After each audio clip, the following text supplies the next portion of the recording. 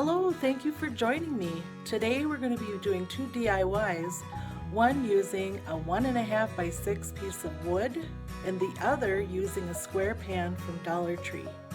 Stay tuned for more. Let's have some fun.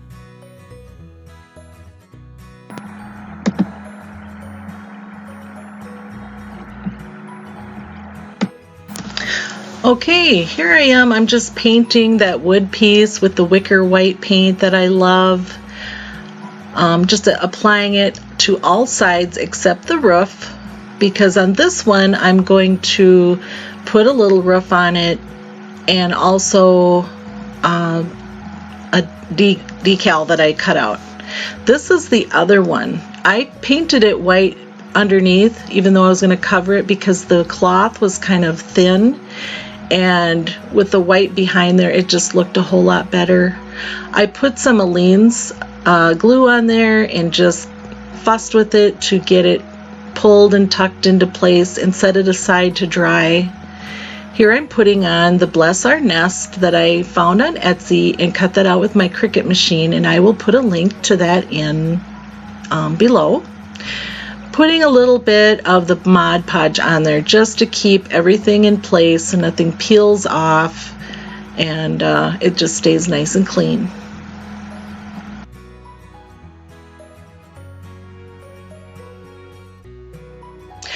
Now I'm just trimming that fabric. I allowed that to dry, and it trimmed up really nice. Just have a nice sharp scissors. And I took a little bit more of the Aleene's glue to the edges so there wouldn't be any fraying.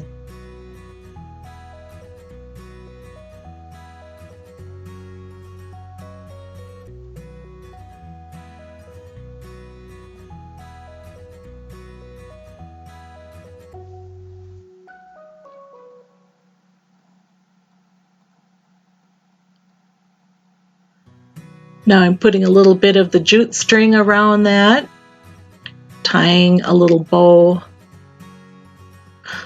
I'm also going to put on a black cardstock heart that I punched out of a heart that I had in my craft room. And this is something can be purchased through Stampin Up or at your, local art store or Michael's, things like that. And I'm putting some dimensionals on the back just to give it some height and three-dimensional effects. And with that being black on top, that one is done. Now I will finish this one, putting some more of the string on there. I'm just going to make a bow and put it at the top. The roof that I'm putting on was made out of a yardstick, and I cut it down to what it needed to be. One of the pieces is slightly larger than the other, and when we get to that part I can explain. I also stained the wood pieces for the roof with Provincial Minwax stain, and I can put a link on that in the bottom. I think it looks so pretty and just a nice brown. So now I'm going to adhere the shorter piece with, I'm going to put some Aleene's glue on there, and that'll be the long-term hold, and then I'll put some of the hot glue on there for the short-term hold.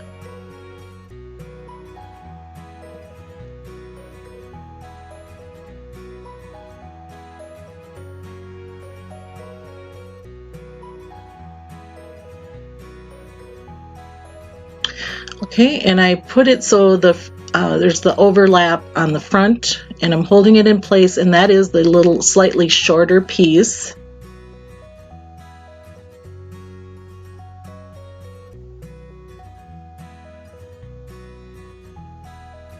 And then the longer piece will go over the end of that shorter piece to kind of cover it up.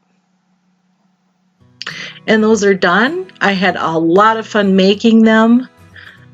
These are a pretty decor that you can have out year-round, and what a nice gift if somebody needed a gift. They would just love that.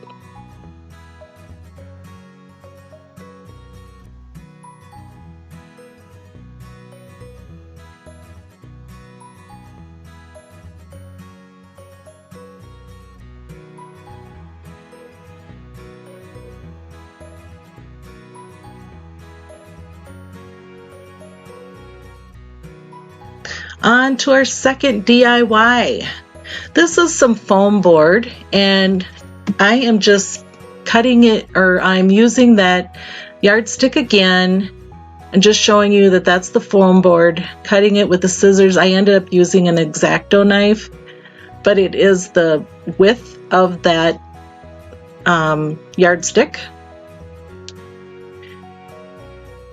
And now I flipped over the square pan from Dollar Tree, and I'm just looking at it, where do I cut this?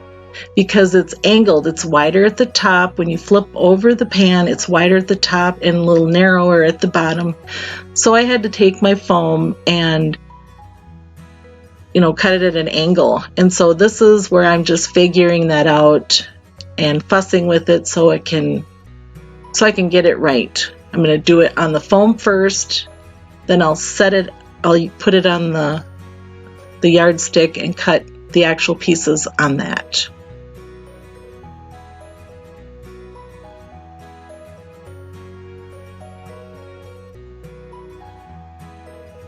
So I decided with the Keurig cups that this would fit 2 dividers, so there's actually going to be 3 spots for the coffee cups to sit in.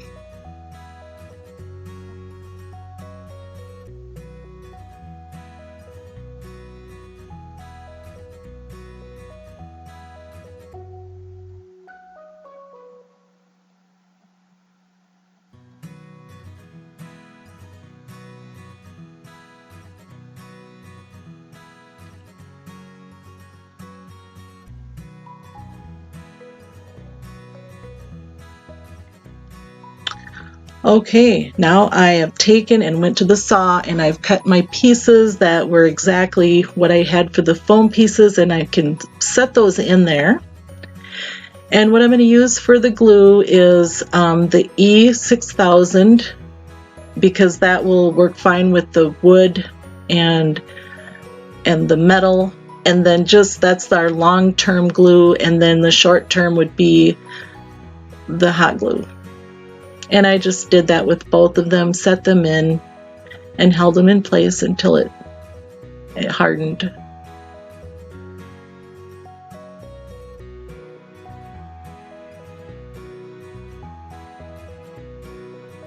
I did find that Menards or even Home Depot, they've got the yardsticks, and they're usually about $1. And I still had plenty left over from all the projects I've done today with those.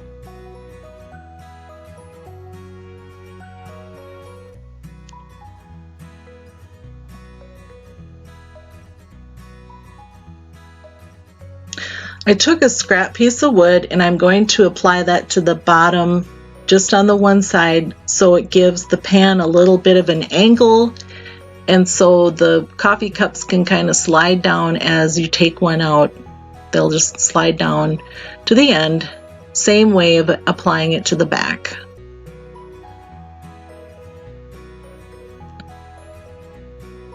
And now I'm going to bring this outside and paint it. And I did buy some Rustoleum paint. It's Burnished Amber, and it is meant for the wood, the metal, plastic, and so that's why I chose that. And I did like the hammered look to it.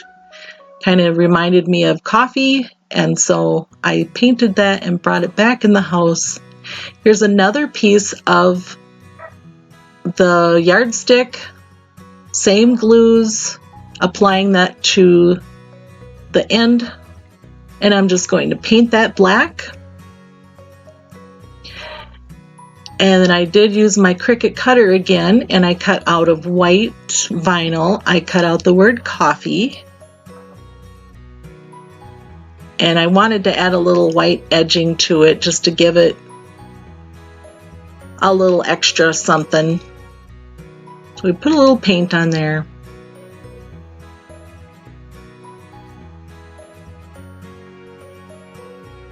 And applying the coffee vinyl word.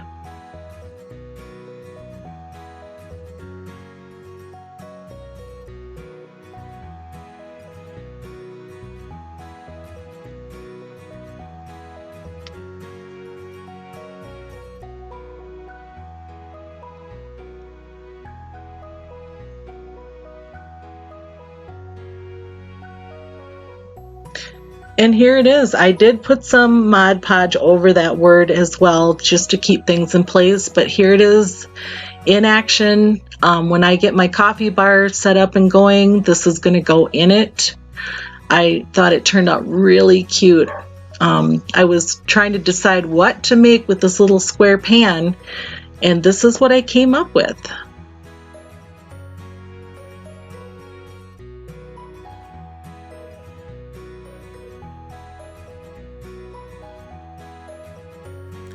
Well, thank you for watching my video. I hope you enjoyed watching it as much as I had fun making it. If you like this kind of thing, please subscribe to my channel and like that you like this video. It does help, and I appreciate it. Have a wonderful week.